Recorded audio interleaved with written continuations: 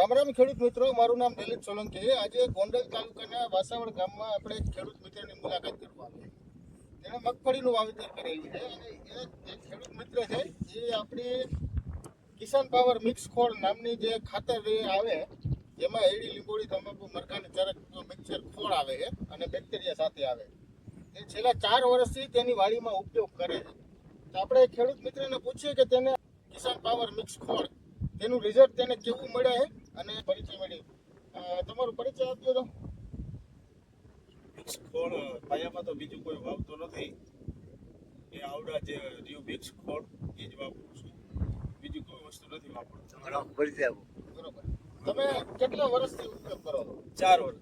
4 વર્ષથી. તો તમે પાયામાં વીઘે કેટલી થેલી નાખો? એક થેલી. એક થેલી. ટૂંકમાં ચોમાસું અને શિયાળું બે સિઝનમાં વાપરો છો ને? બેમાં એક બેયમાં ટૂંકમાં એક થેલી નાખો. તો તમે છાંટવામાં ટૂંકમાં આજે ટૂંકમાં ઉપરથી ટૂંકમાં પૂરતી ખાતર તરીકે પણ તમે ઉપયોગ કરો.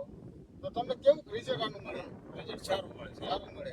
આ તમારી મગફળી કેટલા વીઘાની મગફળી? મગફળી છે મારે 42 વીઘા. 42 વીઘા. તો ખેડૂત મિત્રો, આ જે મગફળી તમને જે દેખાય છે, આ મગફળીમાં આપણે પ્રવીણભાઈએ વીઘે એક થેલી પ્રમાણે કિસાન પાવર મિક્સ ખોળનો ઉપયોગ કરેલો છે. એક થેલી પાયામાં ને એક થેલી છાંટવામાં. અને એક થેલી તમે ઉપરથી પણ ઉડાડી હતી, એક થેલી પાયામાં નાખી. તો મિત્રો, તમે જોઈ શકો છો કે આ કિસાન પાવર મિક્સ ખોળનું રિઝલ્ટ છે. અને બીજું કાંઈ અન્ય ખાતર તમે પાયામાં નાખેલું છે? નહીં. ખાલી કોઈ કિસાન વસ્તુ પાવર એક જ નાખ્યું. કિસાન પાવર એક. હા ભાઈ, આપણે પ્રવીણભાઈના ભાગ્ય છે ભાઈ. તમને શું લાગે? સારું રિઝલ્ટ છે. તમને ટૂંકમાં ગ્રીનરી અને ફ્લાવરિંગ ને બધું સારું છે. બરોબર. આ ખાતર વાપરવું હોય તો વપરાય. બીજા ખેડૂત મિત્રોને વપરાય. તો ખેડૂત મિત્રો, ખૂબ ખૂબ આભાર તમારો. જય જવાન, જય કિસાન.